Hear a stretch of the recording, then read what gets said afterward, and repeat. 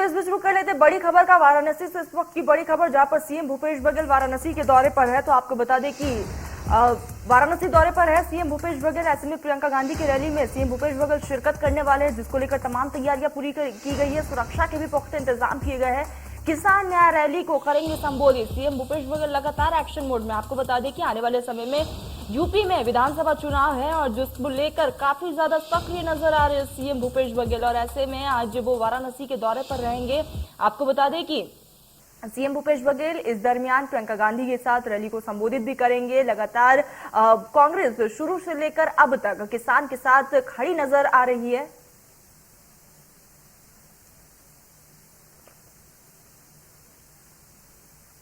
चलिए तो इसके ऊपर अधिक जानकारी के लिए हमारे साथ हमारे संवाददाता अमित लाइव जुड़ चुके हैं रायपुर से। अमित, लगातार तमाम पार्टियां एक्शन मोड में हैं और हमने देखा जिस तरीके से लखीमपुर खीरी का मामला उठा ले, जिस तरीके से सीएम भूपेश बघेल एयरपोर्ट पर उन्होंने धरना दिया, उसके बाद आखिरकार उन्होंने पीड़ित परिवार से जाकर मुलाकात की। उसके बाद लगातार कांग्रेस पार्टी किसानों के साथ शुरू से लेकर अब तक खड़ी, और इसी कड़ी में एक बार फिर से सीएम भूपेश बघेल यहाँ पर किसान रैली में शिरकत करने वाले हैं, वहां पर संबोधन करेंगे।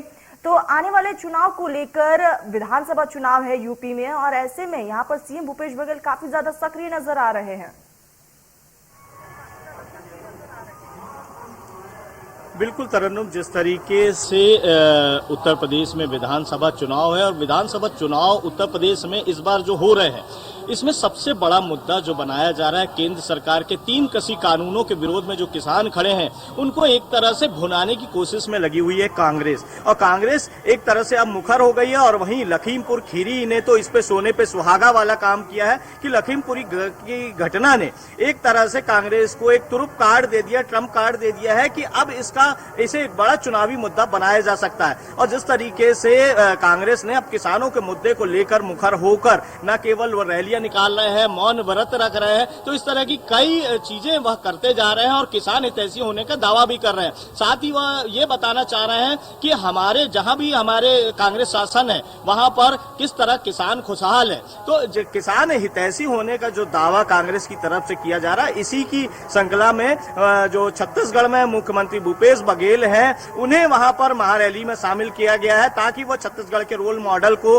वहां प्रस्तुत कर सके, बता सके कि छत्तीसगढ़ में किस तरीके से किसानों को 2500 का समर्थन मूल्य में दिया जा रहा है और साथ ही यहाँ का किसान किस तरीके से संतुष्ट है, खुशहाल है। लेकिन जब बात आती है 3 कृषि कानूनों की, तो कहीं न कहीं छत्तीसगढ़ का किसान कहीं नजर नहीं आता है। तो ऐसे में अभी राकेश टिकैत ने छत्तीसगढ़ में भी एक महापंचायत की थी, जिसके तहत उन्होंने किसानों को, छत्तीसगढ़ के किसानों को भी अपनी तरफ करने की कोशिश की थी। हालांकि उसमें वह अभी तक सफल नहीं हुए, लेकिन इसके बावजूद छत्तीसगढ़ में जो किसान है वो संतुष्ट है, खुशहाल है, ये सही बात है। इसे लेकर भूपेश बघेल यदि कोई ब्लूप्रिंट वहां प्रस्तुत करते हैं किसान संबोधन के दौरान, तो इस रैली में संबोधन के दौरान जब वह ब्लूप्रिंट करेंगे तो निसंदेह कहीं न कहीं उसमें सच्चाई होगी। इसमें कोई इनकार नहीं किया जा सकता कि छत्तीसगढ़ का किसान खुशहाल और संतुष्ट है। तो यहाँ मैं बताना चाहूंगा कि जो कांग्रेस है वो इसे पूरी तरीके से एक चुनावी मुद्दा बनाने जा रही है, और ये चुनावी मुद्दा न केवल उत्तर प्रदेश बल्कि पंजाब,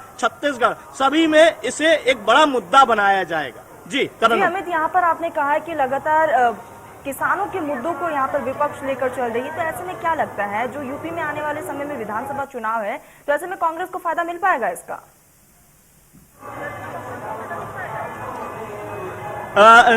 ये तो नहीं कहा जा सकता इसका फायदा और नुकसान, लेकिन चूंकि एक चुनावी मुद्दे की बात है और चुनावी मुद्दा एक बड़े, क्योंकि अगर हम बात करें देश में चूंकि कृषि बाहुल है और किसानों का एक वर्चस्व है, तो कहीं ना कहीं किसानों का जो वोट बैंक है उसे पकड़ने की कोशिश हर राजनीतिक दल करता है। ऐसे में ये बड़ी बात होगी कि कांग्रेस उन्हें कितना अपने जन समर्थन में जुटा पाता है, और वहीं किस तरीके से, जिस तरीके से राकेश टिकैत को कांग्रेस ने समर्थन दिया है, उस तरीके से कहा जा सकता है कि जो भाजपा कांग्रेस है वह कहीं ना कहीं किसानों को एक वोट बैंक मानकर चल रही है, और आने वाले चुनाव में एक वोट बैंक की तरह किसान काम करेगा। लेकिन बड़ी बात होगी कि विपक्ष में बैठी, छत्तीसगढ़ में जो विपक्ष में बैठी भाजपा है या विपक्ष में उत्तर प्रदेश में कांग्रेस है, तो जिस तरीके से जो परिस्थितियां यहाँ विपरीत है, तो ऐसी परिस्थिति में उत्तर प्रदेश में विपक्ष कितना जन समर्थन जुटा पाता है किसानों का। और सबसे बड़ी बात है कि 3 कृषि कानूनों को लेकर पंजाब और हरियाणा के ही किसान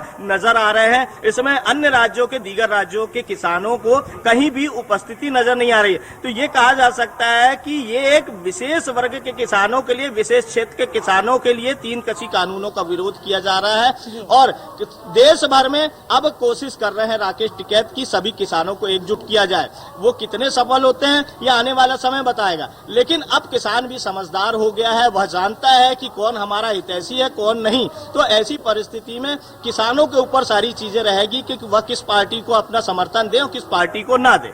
जी अमित, देखिए यहाँ पर सिर्फ 3 कृषि कानून ही नहीं, कांग्रेस यहाँ पर महंगाई, बेरोजगारी जैसे तमाम मुद्दों को लेकर यहाँ पर लगातार विपक्ष को घेर रही है।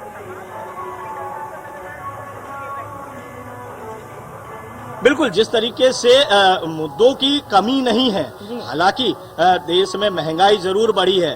एक तरफ जहां गैस की जो गैस है वो 1000 रुपए तक पहुंच गई है। अगर हम रायपुर छत्तीसगढ़ की बात करें तो यह 971 रुपए गैस सिलेंडर मिल रहा है। तो निसंदेह पिछले अगर 6 माह में देखें तो यहाँ पर तकरीबन 350 रुपए गैस की कीमतों में वृद्धि हुई है। महंगाई बढ़ रही है, महंगाई को भी मुद्दा बनाया जा रहा है। लेकिन जो 3 कृषि कानूनों को लेकर कांग्रेस हो रही है तो कहीं ना कहीं ये बड़ा चुनावी मुद्दा होगा और बाकी जो महंगाई के मुद्दे हैं, जनहित के मुद्दे हैं, वह नगण्य हो गए कहीं ना कहीं हर चुनाव में। जी अमित, ऐसे में आज सीएम भूपेश बघेल वाराणसी में है जहां पर वो रैली में संबोधित भी करेंगे और इस दौरान कौन कौन से वो तमाम बड़े नेता होंगे जो वहां पर मौजूद रहेंगे, किस तरीके की तमाम तैयारियां हैं?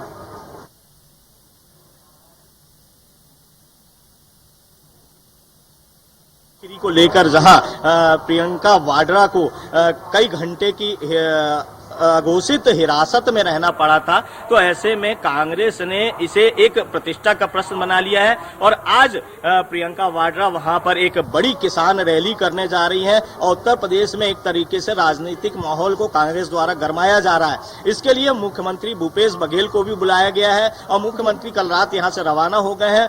9:45 पर जब वह दिल्ली पहुंचे, वहां पर रात्रि विश्राम उन्होंने छत्तीसगढ़ सदन में किया और आज वह काशी के लिए प्रियंका वाड्रा के साथ रवाना हो गए हैं और इस किसान रैली को भूपेश बघेल अपने नवाचार के अंदाज में संबोधित भी करेंगे। वो जहां उत्तर प्रदेश सरकार पर और केंद्र सरकार पर महंगाई के मुद्दे को लेकर, धर्मांतरण के मुद्दे को लेकर, राम मंदिर के मुद्दे को कांग्रेस महंगाई के मुद्दे, तमाम मुद्दों को लेकर यहाँ पर विपक्ष को, सरकार को घेर रही है। अमित, तमाम जानकारी हम तक पहुंचाने के लिए, हमारे साथ जुड़ने के लिए आपका बहुत बहुत शुक्रिया। इसी बीच हमारे साथ फोन लाइन पर अमल जुड़ चुके हैं। अमल, आज सीएम भूपेश बघेल वाराणसी के दौरे पर रहेंगे, इसको लेकर क्या कुछ तैयारियां? प्रियंका गांधी वाराणसी से ये सभा करने जा रही हैं, जिसमें बड़े बड़े दिग्गज नेताएं भी आ रहे हैं और छत्तीसगढ़ से सीएम भूपेश बघेल भी आ रहे हैं। बताया जा रहा है कि इस पूरे कार्यक्रम को लेकर के कांग्रेस अपना पूरा शंखनाद करने जा रही है। प्रधानमंत्री के संसदीय क्षेत्र से ये पूरा शंखनाद करने जा रही है। आगामी 2022 का जो उत्तर प्रदेश विधानसभा चुनाव है उसमें कहीं न कहीं कांग्रेस अपना पूरा ताकत झोंकने का प्रयास कर रही है कि यहाँ से वो ये शंखनाद कर रही है कि इस विधानसभा चुनाव में कांग्रेस अपने दम पर उत्तर प्रदेश में चुनाव लड़ेगी। जी अमल, और ऐसे में आने वाले समय में यूपी में विधानसभा चुनाव है, इसको लेकर तमाम पार्टियां एक्शन मोड में हैं और खास करके कांग्रेस इस बार कोई भी कोर कसर नहीं छोड़ना चाहती है, सत्ता में वो आना चाहती है और इसको लेकर कह सकते हैं हम कि सीएम भूपेश बघेल भी काफी ज्यादा सक्रिय है।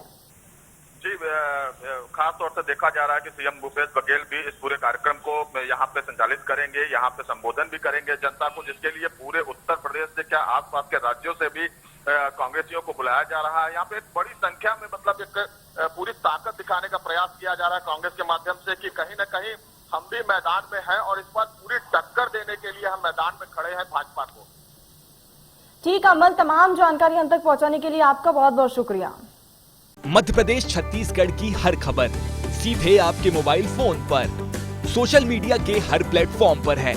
इंडिया न्यूज मध्य प्रदेश छत्तीसगढ़, अभी सब्सक्राइब करें हमारा चैनल और पाएं मध्य प्रदेश छत्तीसगढ़ की पल पल की खबर।